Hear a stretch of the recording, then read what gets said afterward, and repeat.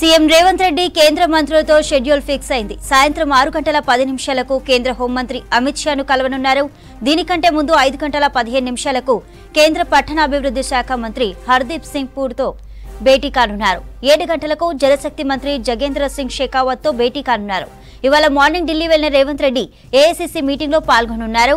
తర్వాత ఢిల్లీ పెద్దలతో వరుసగా భేటీ అవుతున్నారు. మాజీ ఇన్ఛార్జ్ మాణిక్రావు ఠాక్రేతో రేవంత్ భేటీ అయ్యారు. నామినేటెడ్ పోస్టుల భర్తీపై ఇద్దరి మధ్య చర్చ జరిగినట్లు తెలుస్తోంది. ఖర్గే, రాహుల్ తో పాటు ఇతర ఢిల్లీ పెద్దలతోనూ రేవంత్ భేటీ కానున్నారు. రెడ్డిక సీఎం ఢిల్లీ టూర్ కి సంబంధించి మరిన్ని డీటెయిల్స్ ఫోన్ లైన్ ద్వారా మనకు మదర్ అందిస్తారు. మదర్, కేంద్ర మంత్రులతో రేవంత్ భేటీ ఖరారైనట్టుగా తెలుస్తోంది. మరి ఏమేమి అంశాలు చర్చకొచ్చే ఛాన్స్ ఉన్నాయి? తెలంగాణ సీఎం రేవంత్ రెడ్డి బిజీగా ఉండబోతున్నారు. ముఖ్యంగా 3 కేంద్ర మంత్రులతోటి అపాయింట్మెంట్స్ అనేది కూడా ఫిక్స్ అయ్యాయి. సాయంత్రం 5:15 కేంద్ర పట్టణాభివృద్ధి శాఖ మంత్రి హర్దీప్ సింగ్ పూరితో సమావేశం కానున్నారు. ఈ సమావేశంలో కీలకంగా హౌసింగ్ కు సంబంధించి పెద్ద ఎత్తున గృహ నిర్మాణాలకు సంబంధించి గత ప్రభుత్వ హయాంలో రాష్ట్రానికి చాలా తక్కువగా ఇళ్లు అనేది కూడా కేటాయించబడ్డాయి.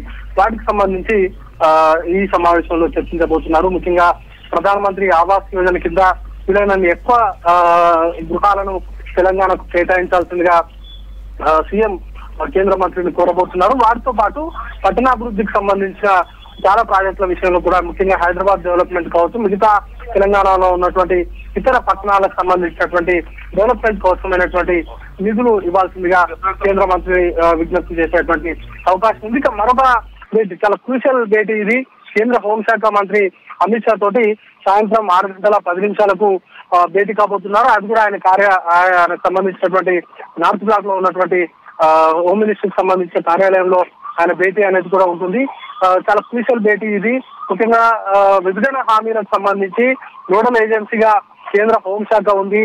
మొన్న ప్రధానిని కలిసినటువంటి సందర్భంలో కూడా విభజన చట్టంలో తెలంగాణ రాష్ట్రానికి ఇచ్చినటువంటి హామీల అమలుకు సంబంధించి ముఖ్యంగా ఇటు బయ్యారం ఉక్కు ఫ్యాక్టరీ కావచ్చు, అలాగే కాజీపేట కోల్స్ ఫ్యాక్టరీ, ఐటీఐఆర్ వంటి చాలా అంశాలు ఉన్నాయి. వాటితో పాటు విభజన చట్టంలో ఇప్పటి వరకు అపరిష్కృతంగా ఉన్నటువంటి చాలా సమస్యలు ఉన్నాయి. ముఖ్యంగా భవన్ సంబంధించినటువంటి విభజన కావచ్చు, ఉమ్మడి ఆస్తులకు సంబంధించిన విభజన అనేది కూడా పూర్తి స్థాయిలో జరగలేదు. అయితే 2 రాష్ట్రాల మధ్య పరిష్కారం కాకుండా ఉన్నటువంటి సమస్యల పరిష్కారానికి కేంద్ర ప్రభుత్వం చొరవ తీసుకోవాలి. 2 రాష్ట్రాలు ఏవైతే ఏకాభిప్రాయంతో ఉంటాయో వాటికి సంబంధించిన విభజన సాధ్యమైనంత త్వరగా పూర్తయ్యేలాగా చర్యలు తీసుకోవాలంటూ కూడా కోరేటువంటి అవకాశం ఉంది.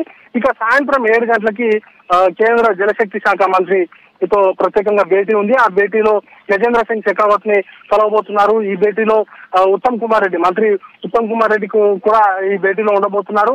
ముఖ్యంగా పాలమూరు రంగారెడ్డి ప్రాజెక్ట్ కు సంబంధించి జాతీయ హోదాను రాష్ట్ర ప్రభుత్వం అడగబోతా ఉంది. ఒక విజ్ఞాపన పత్రాన్ని కూడా ఆయనకి ఇవ్వబోతున్నారు గజేంద్ర సింగ్ షెకావత్ కి. ఒకవేళ జాతీయ హోదా కనుక రాష్ట్రంలో ఆ ప్రాజెక్టు కనుక వచ్చినట్లయితే ప్రాజెక్టు నిర్మాణ వ్యయం అంతా కూడా కేంద్ర ప్రభుత్వమే భరిస్తుంది. దాంతో రాష్ట్ర ప్రభుత్వానికి కొంత ఆర్థికంగా వెసులుబాటు అనేది కూడా వచ్చేటువంటి అవకాశం ఉంటుంది. కేంద్ర ప్రభుత్వం నిర్మాణ బాధ్యతలు కనుక తీసుకున్నట్లయితే ఇప్పటి వరకు ఖర్చు చేసినటువంటి అమౌంట్ కూడా కేంద్ర ప్రభుత్వం రాష్ట్రానికి ఇచ్చేటువంటి పరిస్థితి ఉంటుంది. ఇవన్నీ కనుక సార్ట్అవుట్ చేసే అంశాల విషయంలో కూడా అనుమతులు రావడము, ఇతర అంశాలకు సంబంధించినటువంటి ఏవైనా ఇబ్బందులు ఉన్నా కూడా అవి పూర్తి స్థాయిలో తొలగిపోతాయి. సాధ్యమైనంత త్వరగా ఆ ప్రాజెక్టు పనులు అనేది కూడా పూర్తవుతాయి అనేటువంటి యోచనలో రాష్ట్ర ప్రభుత్వం ఉంది. దాంతో పాటు ముఖ్యంగా కాళేశ్వరానికి సంబంధించి కూడా ఆ అంశం కూడా చర్చకొచ్చేటువంటి అవకాశం ఉంది. ఇప్పటికే కుంగుబాటుకు సంబంధించి కూడా ఈ గతంలోనే డ్యామ్ సేఫ్టీ అధికారులు రాష్ట్రానికి వచ్చి అక్కడ ఉన్నటువంటి పరిస్థితులను కూడా అధ్యయనం చేసి వెళ్లారు. వాటిపైన కూడా ఇప్పటికే నివేదిక అనేది కూడా ఇచ్చారు. దానిపైన చర్యలు కూడా రాష్ట్ర ప్రభుత్వం ఇప్పటికే డిమాండ్ చేస్తా ఉంది. ఆ అంశాన్ని కూడా ప్రస్తావించేటువంటి అవకాశం ఉన్నట్టుగా తెలుస్తోంది. మేజర్ గా అయితే పాలమూరు రంగారెడ్డి ప్రాజెక్టు జాతీయ హోదా విషయంలోనే జాతీయ హోదాను అడిగేందుకు విజ్ఞాపన పత్రం ఇవ్వడంతో పాటు ఈ కాళేశ్వరం సంబంధించినటువంటి అంశాన్ని కూడా చర్చకు తీసుకొచ్చేటువంటి అవకాశం ఉన్నట్టుగా తెలుస్తోంది. ఇక రేపు మధ్యాహ్నం తర్వాత 1 గంట తర్వాత ఇటు పీయూష్ గోయల్ తో కూడా సమావేశం ఉండేటువంటి అవకాశం ఉన్నట్టుగా తెలుస్తోంది. దానికి సంబంధించి ఇంకా క్లారిటీ అనేది రావాల్సి ఉంది. పీయూష్ గోయల్ తో కీలకంగా ధాన్యం కొనుగోలుకు సంబంధించిన అంశము రానున్నటువంటి రోజుల్లో అది కీ ఇష్యూగా ఉండబోతుంది.